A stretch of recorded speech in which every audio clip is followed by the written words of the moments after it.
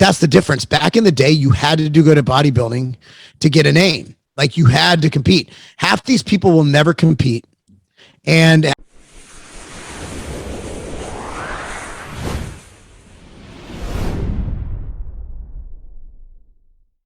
Chaser supplement line together, and we talk daily. There's a few people, Brandon Curry, he and I are business partners, and obviously Mike Rashid and Shantor Body and Ambrosia. And, I have a lot of people I work with over the years, and, my strength isn't social media. My strength is running businesses. Yeah. And that's it. And behind the scenes, that's what I do well at.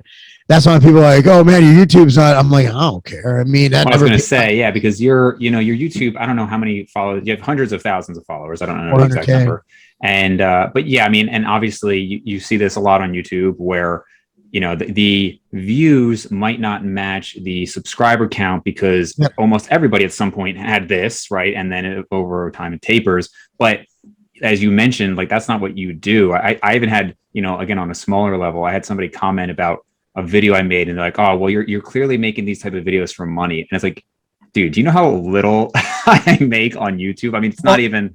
Well, I mean, you're a dentist and you have your own practice. Right. If YouTube's contributing over 2% of your income, you're doing something fucking wrong. Right. Like you have your own practice, like you're a full grown man. It's like I do videos because I feel I need to get information out, and that's the bottom line. But what happened for my channel is people just aged out. Like if you look, Ogus ain't doing anything, Jerry's channel. Here's the thing. Like a lot of those people subscribed in 2013, 2014. Exactly. You realize I have 6 YouTube channels that are inactive that I don't use. Like I got a bunch and they're subscribed to people. They're subscribed to channels. There's a lot of people who never deleted their YouTube account who are subscribed. But I mean, at the end of the day, there's people who are just more interesting than me. Like Chris Bumstead is more interesting than me. I'm a 41-year-old wrestling coach. Mm-hmm. And I talk about health and wellness and things that aren't as interesting as, these younger, better looking dudes. And that's fine. I there's no ego where I'm at, because as a business person, I have to be able to sit back and objectively look in and say, here's where I'm going. And I'll continue to do videos most likely till the day I die, because I have something to say. Mm-hmm. And when I'm done saying something, when I run out of things to say, I'll stop doing videos. But if I have a topic I want to speak on, I do have a platform. I do get upwards of 10,000 to 20,000 views a video. And, it's just what I do. It's part of what I do and who I am. Not necessarily what I do, but it's part of who I am. I think it's a good outlet. I mean, part of it for me with the podcast is that it's nice to meet so many people. I've gotten to meet a lot of people in the industry, some people outside of the industry, even just like commenters and stuff like that. So I think it's a good outlet, like for speaking your mind and everything. So I did see you say somewhere like, you'll continue to make videos, and it's kind of like, why not? It doesn't take that much effort, especially if you just put in a video. Obviously, some of these videos can be very highly edited and can take tons and tons and tons of hours, but not mine. You can just kind of put it out there, Mine are just me talking with an intro and an outro. That's it. Yep. I mean, I keep it simple. It's information. It's not, if you want information, you got information. I'm not going to edit between every pause I take. Every time I take a sip of coffee, I'm not going to edit. I'm going to put it up there. It's like a conversation. Yep. And if you want to, it's like, think of it as a short form podcast, right? Right. Like every video I do is a 10 to 15 minute podcast. And I'll go in, like the other day, I wanted to do a 6-minute video, and it ended up being 20 minutes because I had stuff to say. And I don't do a video like, I need to do this video. It needs to be 5 minutes. It needs to hit this target. Here's the title. I'm like, nah, I really want to address this issue, and let's see what happens. Do you think that, I mean, almost certainly it is a lot harder nowadays to break into both bodybuilding from a competition standpoint, because there's so many more competitors, it's so much more popular, YouTube, Instagram, fitness, all of these things. I mean, I would say when I was getting into it, well, when I was like really getting into lifting, and that was 15 years ago, but when I was seeing the YouTube scene, and you could have a pretty basic channel and blow up. And now, like, you almost have to have professional editing. You have to have like a top tier physique. Do you find that it's just harder and harder for people who maybe are 20, 25, et cetera, to get into it? It's much easier, actually. I mean, as far as from bodybuilding, yeah, I mean, bodybuilding competitions, dude, think about the 90s.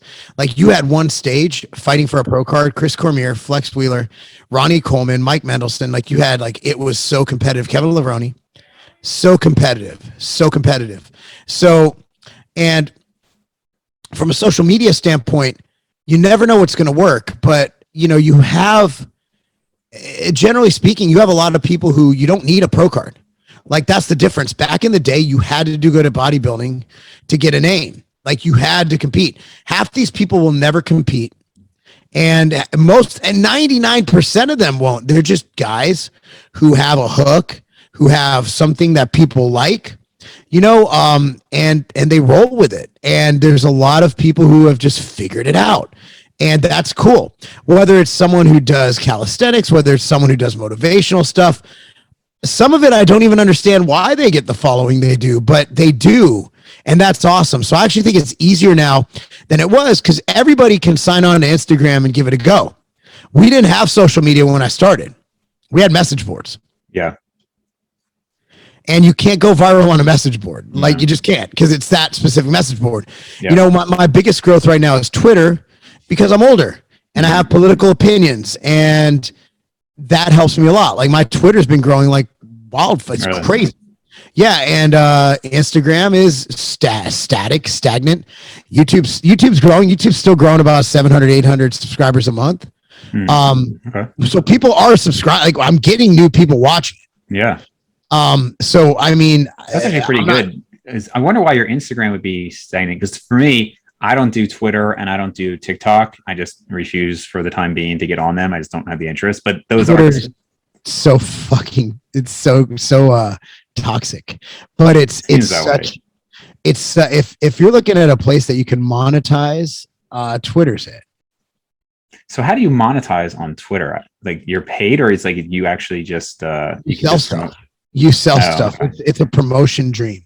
Yeah. Once you get in, but you can't be milquetoast on Twitter. You have to have a stance, and you're gonna piss off half the people. Like half the people are gonna hate you. If you're conservative, the left's gonna hate you. If you're on the left, the conservatives are gonna hate you. If you like CrossFit, the bodybuilders are gonna hate you. If you like, it's a complete shit show. But man, it's a great place to do business. Yeah. I mean, I've heard that in general. So let's switch a little bit because I know